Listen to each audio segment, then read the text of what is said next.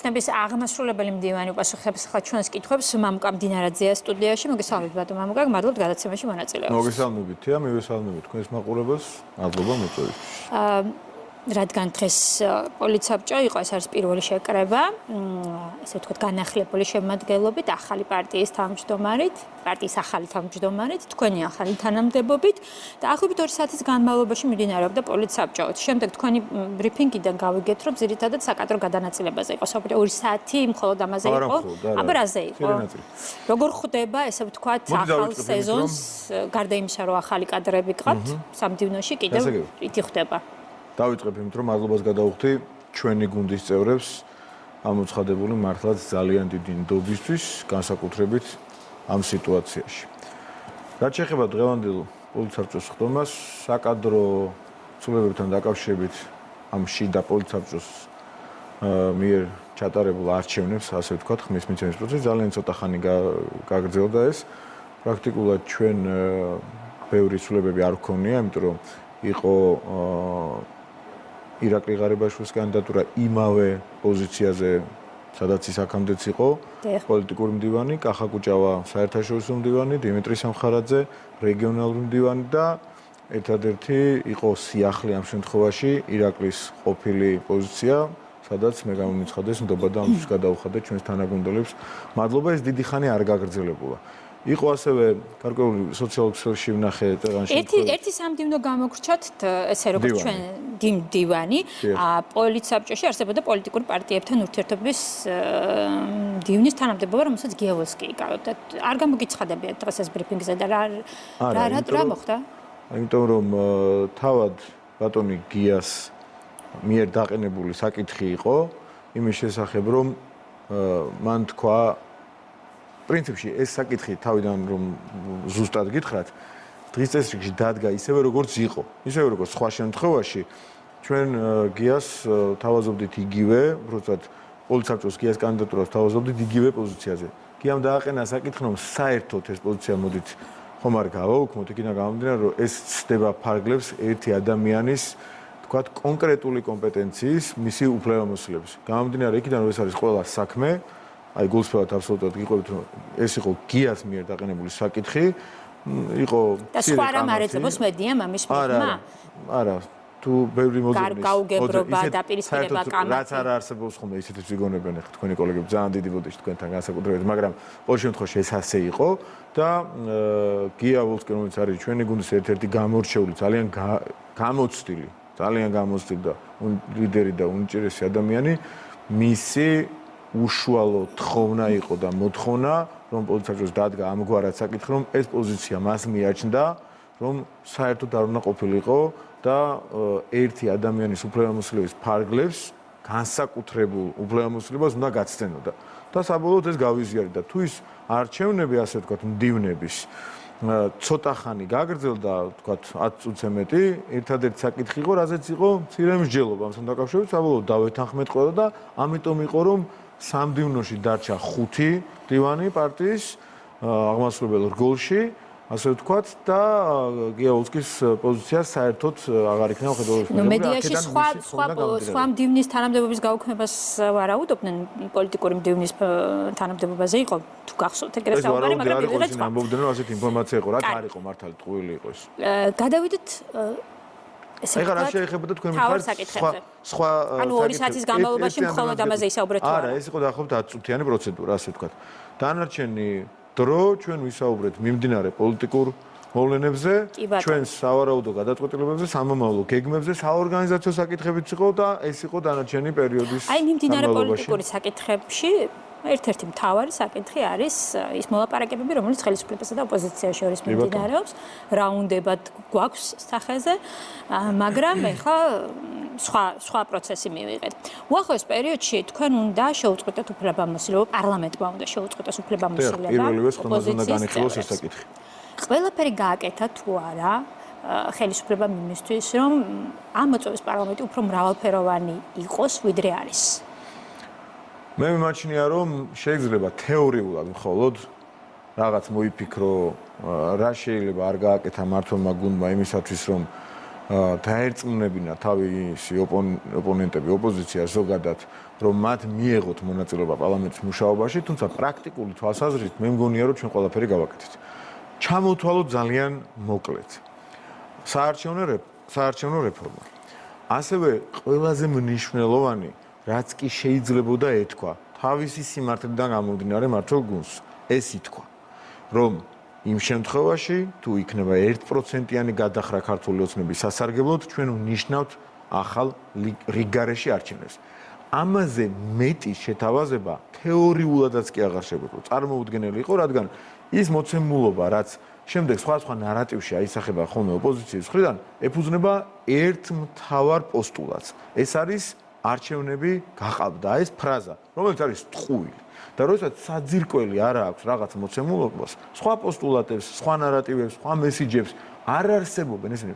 ეს არის ალტერნატიული რეალობა მათ ჩვეულ სტილში, იქ მთავარი ძალა იცით ვინც არის და ამ სიცრუეს როდესაც ეფუძნება სხვა რაღაცეები, არ შეიძლება ის სხვა მართალი იყოს. იმიტომ რომ მთავარი რომ არჩევნები გაყავდა, ეს არის ტყუილი. ბატონო მამკარი, შეთავაზება კი ეს გასაგებია, როდესაც მე ვამბობ ყველაფერი გააკეთა თუ არა მართლმა ძალამ ამისთვის, აი მაგალითად ავიღოთ ნაციონალური მოძრაობა, რომელსაც 27 მანდატი აქვს, ხო?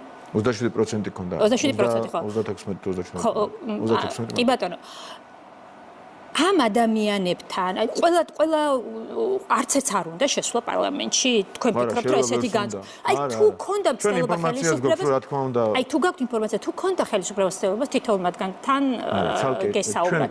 ისე სხვათა შორის დღეს მედიაში თქვენი განცხადებებიდან გამომდინარე, ესეთი მოსაზრებაც გაჩნდა, რომ თქვენ ფარულ მოლაპარაკებებს აანონსებთ, სთავაზობთ, მუქარაც თითქოს გაისმა თქვენი განცხადებიდან ძალიან გულწრფელად უნდა მოგიყვეთ, დღეს მითხრეს, რომ ერთ-ერთი ოპოზიციური არხი ავითარებდა ამ ვერსიას და დაბეჯითებით ყვებოდა ჟურნალისტი ეთერში, რომ მამუკა მდინარეძე გამოვიდა ბრიფინგზე და დაემუქრა ოპოზიციას და შემდეგ ფარული მოლაპარაკებები შეთავაზა. ოპოზიციას არ დგას შორს ამ მოსაზრებაზე, ხო? გულწრფელად რომ გითხრათ. ვიფიქრე რომ ხარ წამოწდა ისეთი რამაც შეიძლება ეს დაბეჭდება დატოვოს, რომ არ წამოწდებოდა, ვიცოდი, მაგრამ ესეთი დაბეჭდება გადავახვიე და ვნახე. რა ვილაპარაკე? მაინც ჩემ თავში ბოლომდე დარწმუნებულიყავი, რაიმე ერთი ფრაზა ხო არ გაიპარა, ისეთი რამაც ინტერპრეტაციის ასეთი ფრაზაც კი არ არის. ჩემ დღევანდელ ბრიფინგში არათუ მუქარა და არათუ ფარული პირიქით ჩვენ საუბრობთ იმაზე, რომ გავიმეორებ ნებისმიერ ფორმატში მზად ვართ ველაპარაკოთ. ახლა ისინი შეიძლება გულისხმობენ ნებისმიერი ფორმატი არის ფარული მოლაპარაკებაც. ახლა სასაცილო არ მინდა რომ რაღაც ძალიან ცინიკური გამოჩნდე, მაგრამ არც ერთი სიტყვა არ თქმულა იმის შესატყვისი, რაც შემდეგ სამწუხაროდ თქვენმა კოლეგამ პირდაპირ ეთერში ლაპარაკა. თქვენი ფრაზიდან გამოვალ, აი თქვენ ხო თქვით რომ ნებისმიერ ფორმატში, ნებისმიერ დროს. სწორედ ამიტომ მკითხეთ მე. ასეთი მცდელობა თუ გქონიათ ან თუ გექნებათ, რადგან თქვენ თვითონაც ფლობთ ინფორმაციას, რომ ყველას ერთნაირი განწყობა არ აქვს ოპოზიციის, თქვენ როგორც უწოდებთ რადიკალურ ნაწილში, ეს თქვენი შეფასებაა და არა რადიკალურ ნაწილში. თუ გქონიათ ესეთი მცდელობა ან გექნებათ რომ დაელაპარაკოთ მათ. რამდენიმე დღის ინტერვიუში ვთქვი რომ ჩვენ ცხოვრობთ პატარა ქვეყანაში და საქართველოში იცის რომ ყველას იცნობს და 1000 გვარი კომუნიკაცია არსებობს ნაცნობის და ასე შემდეგ, ხო? რაღაც ფორმით კონტაქტი ბევრ შემთხვევაში შედგა. ამის იქით მე აღარ წავალ. არავის უხერხო მდგომარეობაში არ ჩავაყენებ, მაგრამ ისინი რასაც იგონებენ და როგორც წეგან გითხარით კონკრეტული მაგალითი, როგორც პირდაპირ ეთერში იტყუებიან, ანუ ინტერვიუ ჩემი და მანამდე წანამძღვარი რომ ამას თავაზობს და თურმე არ თავაზობს, მაგრამ აინც ამბობენ. აი ასეთი ტიპის მოლაპარაკებები, რისიც მათ ეშინიათ და რასაც ერთმანეთს აბრალებენ შემდეგ. ხო ვიცით რომ სხვადასხვა პერიოდში ხან ვაშაძეს, ხან გირს, ახლა ელისაშვილი და ასე შემდეგ აბრალებენ რომ რაღაც მოსყიდულებს ეძახიან ხოლმე პერიოდულად ერთმანეთს და მსგავსი ტიპის კომუნიკაცია შემიძლია დავამშვიდო ჩვენ არ გქონია არავისთან. მსგავსი ტიპის კომუნიკაცია რომ ეკადრებინა ვინმეს ფინანსური რესურსები გამოიყო ამისათვის პირველები ისინი შემოვიდოდნენ ამის წინასწარ და ეხლა გავიმეორებ. პირველები ისინი შემოვიდოდნენ პარლამენტში, რომლებიც ყველაზე რადიკალურ პოზიციას აფიქსირებენ. ჩვენ ვიცით ხო მათი ხასიათი. მაგრამ მსგავსი ტიპის კომუნიკაცია არ ყოფილა და არც იქნება, ვერ დავაიმედებ ზოგიერთ მათგანს, რაიმე ისეთ არალეგიტიმურ შეთავაზებას არ ექნება ადგილი, მაგრამ ლეგიტიმურობის ჩარჩოებში და ფარგლებში და რასაც ჩვენ ვლაპარაკობთ, კიდევ უფრო დეტალიზაცია, კი ბატონო, თუ იმეს სურს, ნებისმიერ ფორმატში, ახლაც ვიმეორებ. მათ შორის ნაციონალურ მოძრაობას? ნაციონალურ მოძრაობას თუ უნდა შეხვედრა, რაღაც ვერ გაიგო და გადაიფიქრა და აღარ არის რადიკალურად განწყობილი და რევოლუცია არ არის მისი ერთადერთი გზა და მიზანი, კი ბატონო, პრობლემა არ გვაქვს. მათაც დაველაპარაკებით, იმიტომ რომ მათაც ყავთ საკმაოდ რაოდენობის ამომრჩეველი. ამიტომ ჩვენ ვალდებულები ვართ ველაპარაკოთ ყველას. ჩვენ ვალდებულები ვართ ჩვენი საერთაშორისო პარტნიორების წინაშეც, ასეთი დამოკიდებულება გქონდეს და საზოგადოების და თუნდაც მათი ამორჩევლის წინაშე. ჩვენი ამორჩევლის ვიწრო ესე სპექტრში არ ვიხედებით ნამდვილად. ჩვენ არ ვიხედებით ვიწრო სპექტრში იმ გაგებით, კიდევ უფრო განმარტავ ამ სიტყვებსაც სპეკულაცია რო არ მოაყოლონ, რომ თითქოს ჩვენი მილიონამდე ამორჩეულია მხოლოდ ჩვენი სამიზნე და მათი თქვა 9 მილიონი ამორჩეული არ გვაინდა პირიქით. თითოეული ადამიანის ხმას აზრს, პოზიციას და გაწყობას ვითვალისწინებ და მათი პატივისცემით და არა ჩვენი იმ თუნდაც კოლეგების რაიმე განსაკუთრებული პატივისცემით, თასმოძრაობაზე მაქვს საუბარი. მათი ამორჩევლის პატივისცემით ჩვენ თუ თავს ვალდებულად, მათაც ველაპარაკოთ ნებისმიერ ფორმატში, ნებისმიერ ლეგიტიმურ თემაზე და მათ რაც ეჩვენებათ ამ თემებზე ჩვენ საუბარს მომავალშიც კი არ ვაპირებთ, ნუ იქნებიან გამეთ ვთქვათ განებულებები ან დაიმედებულები თუნდაც. ვადამდელ არჩევნებზე. არა, ვადამდელ არჩევნებზეც კი ბატონო, კომისიაში გამოვიძიოთ რიგარეშეზეც. გამოვიძიოთ ყველაფერზე ვეთანხმებით სინამდვილეში. ოღონდ თუ გაყალბების მსგავს ქონდა რამეს ადგილი. სხვა დათქმით უნდა წავიდეთ რიგარეშეზე? ყველა სიტყვას ამას და ყველა ფრაზას, იმიტომ ამ დათქმას, იმიტომ ვაყოლებთ, რომ მოცემულობაა ტყუილი. ისინი აჯერებენ საზოგადოებას და სამწუხაროდ ნაწილს მართლა ჯერა, მათ ამორჩევლის ნაწილს განსაკუთრებით, რომ არჩევნების შესაძლოა მართლაც გაყალბდა. ჩვენ ვეუბნებით, რომ სიგიჟე არ შეიძლება შენი ამორჩეული იმდენად შეურაცხო და დააჯერო და კადრო, რომ იცი რა, ქართულმა ოცნებამ გადაწერა ეხა ყველა ოქმი, რომელსაც შენი თქვენი პარტიის წარმომადგენლები აწერენ ხელს. შეუძლებელია ესეთი რაღაცა კადრო მოქალაქეს, რომ ეს დააჯერო. ისინი კადრებენ, ისინი ეუბნებიან ამას ტელევიზიების საშუალებით. მოდით ეხლა ვისაც ელაპარაკებით, საუბარია მოქალაქეებზე და გირჩის ნაწილზე. ის მოლაპარაკება რითი შეიძლება დასრულდეს, რაზე ესე ვთქვათ, რისთვის არის მზად ხელისუფლება. ერთი შეხვედრა შედგა. დიახ, გირჩთან ჯერ არა, კი ბატონო, მოქალაქეებთან ხო შედგა. როგორც კი მოქალაქეებმა, პარტიის წარმომადგენლებმა, ალკოჰოლის საშუალმა, მისმა ლიდერმა განაცხადა, რომ ჩვენ მზად ვართ შევხვდეთ და ვილაპარაკოთ, კი ბატონო, ჩვენს გამოთქვით ჩვენი მზაობა მასთან დაკავშირებით. სხვა განაცხადებს იგივე პოზიციაზე ვიქნებით აქაც.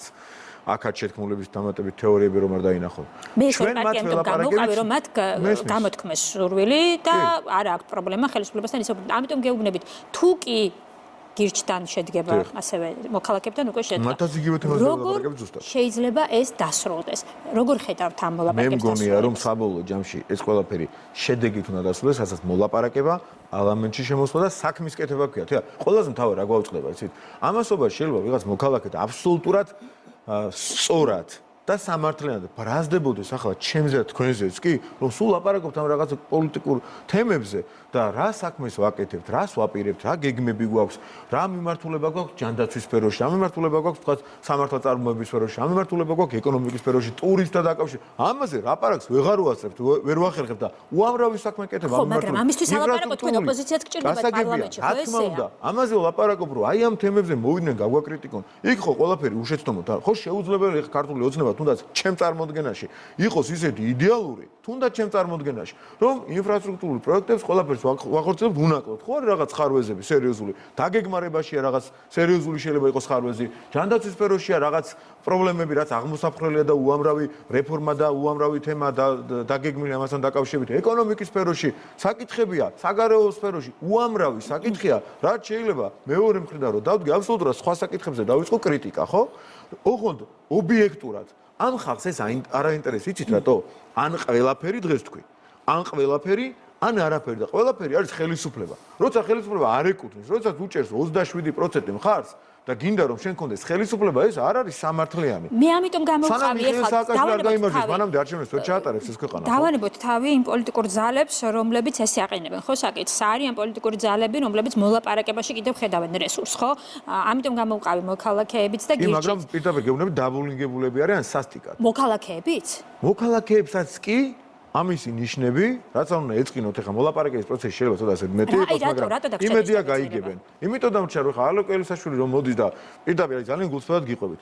2 საათიანი შეხვედრის დროს 3-ჯერ თუ 4-ჯერ მოატრიალებს თემას, რომელსაც უჭრი და ვეუბნები მე პირადად, რომ არ შეიძლება ამ თემაზე პოლიტპატიმარი მართლა არ ყავს ამ ქვეყანაზე. ხო შეიძლება დაიჯეროთ. გავიგე გარეთ ლაპარაკობთ, ამათ სხვა გზა ლაპარაკობთ. აქაც ხო არ შეიძლება პოლიტპატიმარზე ლაპარაკო. ხო არ შეიძლება გარეჯის საქმეზე მაინც და მაინც პოლიტპატიმარი დაარქვა ადამიანს, იმიტომ რომ ვიღაცის ახლობელია, იმიტომ რომ ვიღაცის ინტერესია, იმიტომ რომ პოლიტიკური ლიდერი რადიკალური თუ არადიკალური ოპოზიციიდან არის მისი ახლობელი და დაინტერესებული მისი ბედით კონკრეტულად რაღაცის გამო. ამას გამოძიება გაარკვევს.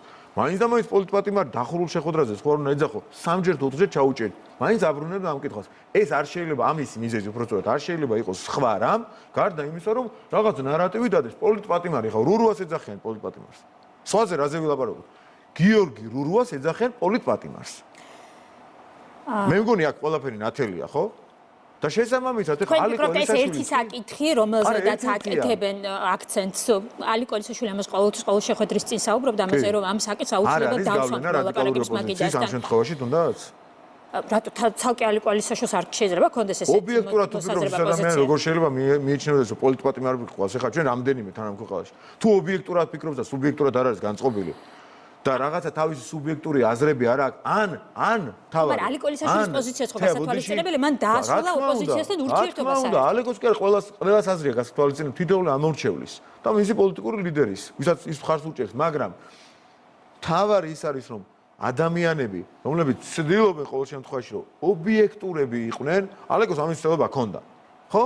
მაგრამ არის რაღაც საკითხები, სადაც მე მას ვერაფრით ვერ ვეთქვი, რომ შენ ხარ ობიექტური. გამორიცხულია და გავაკრიტიკებ კიდევაც, რაც უნდა მოლაპარაკება საფრთხის წინაშე დგებოდეს და არ მგონი ახლა ამის გამო ეს ახლა გაიბუთოს და ამიტომ დაგისვით მე კითხვა. როგორ შეიძლება დასრულდეს, როდესაც ვიცით მათი პოზიცია გარკვეულ საკითხებთან დაკავშირებით? რა იქნება გადამწყვეტი, რა გადასწოვნის? მოკლედ საბოლოოდ ჩემი შეფასება, თუნდაც პარტია მოქალაქეებზე.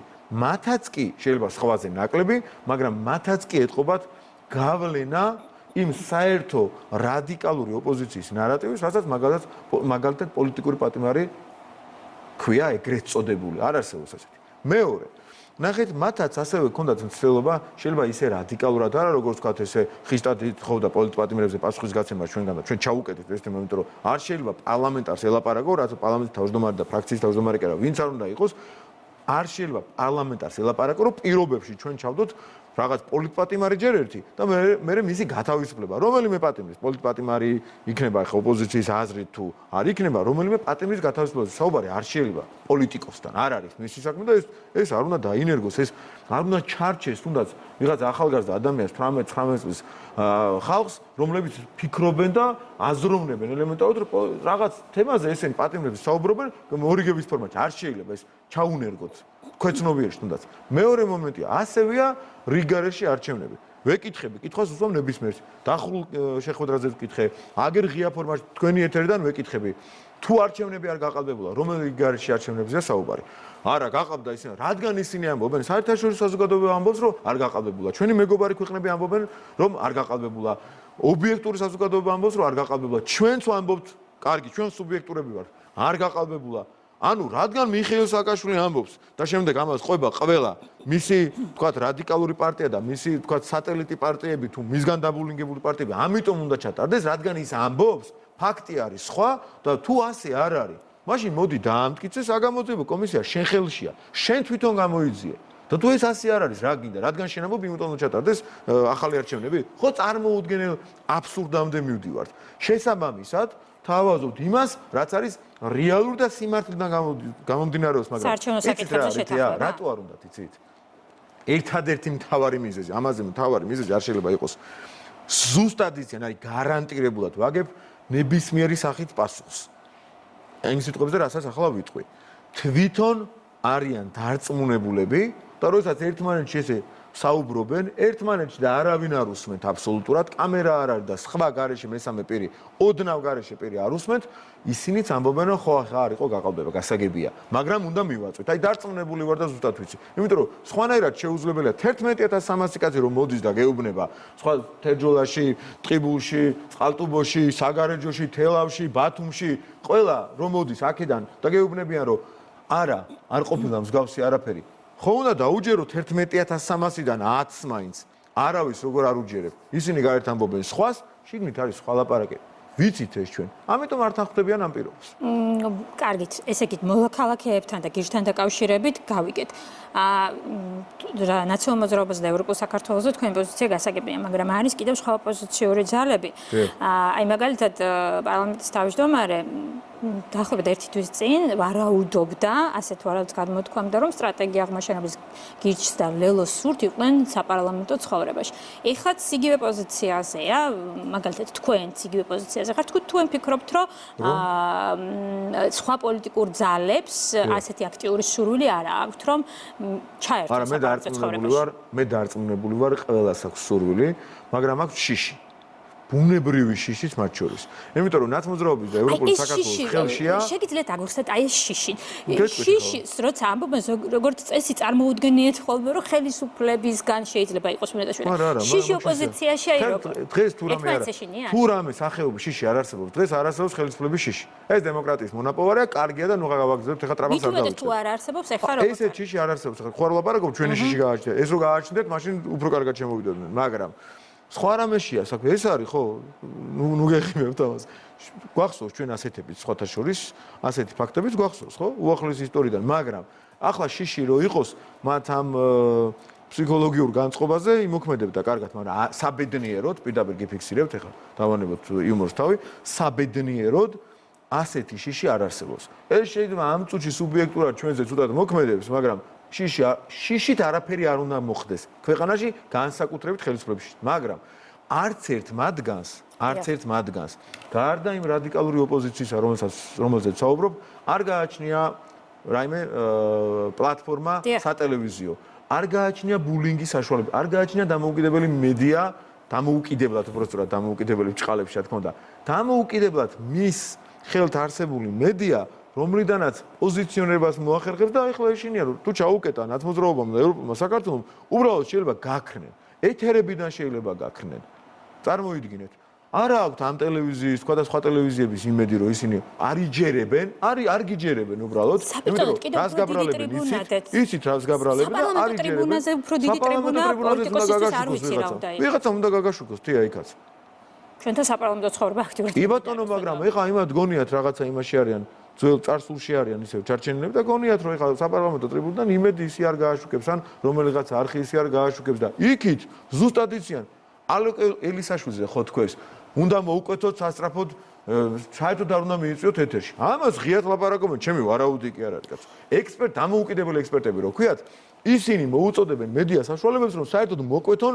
ეთერებიდან ეს ხო არ არის ვარაუდი ეს ხო შემდგარი ფაქტია რაც ნახ ხომ მოისმინეთ ეგრეთ წოდებული დამოუკიდებელი ექსპერტების ოღონდ მათი მომხრეების ეს მოწოდებები მოისმენეთ თუ არა რომ ალეკო ელისაშვილი საერთოდ არ უნდა მიიწვიოთ ეთერში ანუ განსხვავებული აზრი გაჩნდა თუ არა ეთერში არ მიიწვიოთო და ხო ანუ თქვენ დარწმუნებული ხართ რომ ამ პოლიტიკურ ძალებს აქვს სურვილი შევიდნენ პარლამენტში მაგრამ არიან აი ამ ბულინგის აი ამ შანტაჟის გავლენის ქვეშ და ეხლა წვალობენ პირდაპირ გეუბნებით წვალობენ სურვილი აქვს რომ შემოვიდნენ მაგრამ არის მეორე მხრივ ის რისით შეიძლება გეშინოდეს და 1%-იანი დაშვება შეიძლება იმისაც კონდეს რომ ვაი თუ დაბრუნდეს ახლა ვიღაც ხელისუფლებაში ოდესღაც და მე რას მიზავენ ეს შიშის ბუნებრივია 12 წლამდე სიტუაციიდან გამომდინარე არსებობს მე მოუწოდებ მათ ეს ახლა მუქარად არ მიიღონ დღეს რომ მუქარად ამაბრალეს არანაირი მუქარა მეგობრებო პირიქით მე მოუწოდებ ყველა მათგანს რომ დაანებონ შიში მაშინაც კი შეიძლება ზედმეტი იყო 2012 წლამდე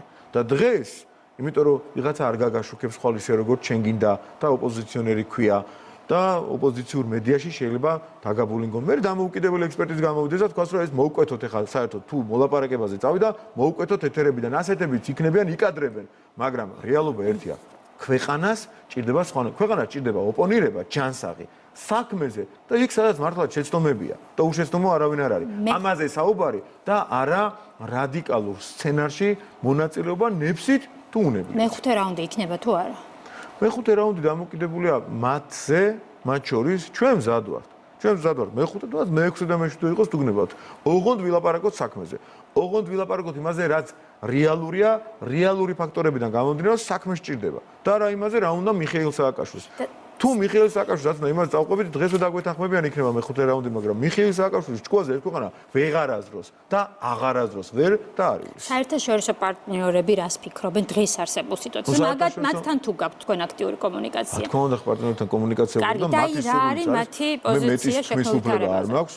მე უხერხემლო მდგომარეობაში მათ არ ჩავაყენებ ჩემი საუბრით ან რაღაც ინფორმაციით, მაგრამ მე შემიძლია ვთქვა, რომ მათაც აქვთ უდიდესი სურვილი, რომ ეს პროცესი დასრულდეს შეთანხმებით. წერტილი ამის იქით მე ვერ ვისაუბრებ. და შეთანხმების რესურსი არის სიმართლიდან გამომდინარე. სიმართლე ნაცმოძრაობას და ევროპულ საქართველოს არ აინტერესებს და სხვები რა პოზიციაზე არიან კი ვლაპარაკობ. მაშინ ასე მომავალ კვირას პარლამენტი გეგმავს გააუქმოს მანდატები.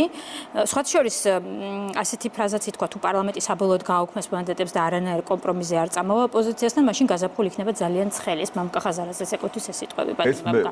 მე რომ თქვი რომ ასე სცენარს ავითარებენ მეთქი ეს მუქარა იყო თუმე და მამუკა ხაზარაძე თუ ამბობს ეს რა არის, რა ქვია? თქვენთვის მუქარა? ჩემთვის მუქარა როგორ შეიძლება?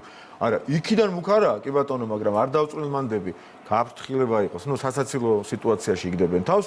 დღეს მე რომ თქვი, აი რა შეაფასეს თქვენმა კოლეგებმა ერთ-ერთი ოპოზიციური არხიდან, მუქარად რომ ისინი მიყვებიან რადიკალურ სცენარს. ეს თურმე მუქარა, სად არის მუქარა ვერ მივხვდი სიმართლე გითხრა, აი ჩვენ რას ვიზავთ ისიც კი არ მithქვამს. ამ შემთხვევაში სახელმწიფო თავის ადგილას იდგება თქო ესეც კი არ მithქვამს. ამ შემთხვევაში არ იყო ჩემი აზრით საჭირო და ამიტომ ეს ისედაც იგულისხმება, მაგრამ ამის რესურსი არ გააჩნიათ მეთქი რომ თქვი იქ თუ იყო მუქარა, არ ვიცი, ნუ საოცრებასთან მქონდა საქმე, მაგრამ ის რასაც ჩვენ ვამბობთ რომ ინფორმაცია არის კი არა.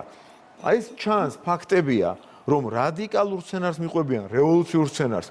და აგერ ეს ადამიანი თან თვითონ არის ლაპარაკეს. უკვე მამუკა ხაზარაძემ თქვა რომ მარტო ნაცები და ევრონაცები კი არ არიან, აგერ ლელოს ლიდერიც ამბობს რომ გაზაფხული ცხელი იქნება. ანუ მესამე ძალა ამისთვის გამოვიდა მამუკა ხაზარაძე მეტ მიზანი არ ქონდა. ამ სიტყვებით გამოსვლას. ცხელი გაზაფხულის მცდელობა იქნება. ცხელი გაზაფხული, მოდი საქმით იყოს ჯობია რა. ჩვენ მოქალაქეებზე ზრუნვით იყოს ამ პანდემიისგან დაზარალებული მოქალაქეების რაღაც საჭიროებებზე ზრუნვით. რაც კი შეგვიძლია. ხელისუფლება რაც შეუძლია შესაძლებლობების ფარგლებში. ნამდვილად აკეთებს ყველას. თუ ხარვეზები გვაქვს, მოდი ამაზე გველაპარაკოთ. და დეტალებს და არა სპეკულაციებზე, რომ როგორ შეიძლება შეზღუდვა ხო მონობა. შეზღუდვას თუ დაიმორჩილეთ, თუმცა მონობა მთელი მსოფლიო მონაყოფილა ამათი აზრით და არ არის ეს სწორი მიდგომა.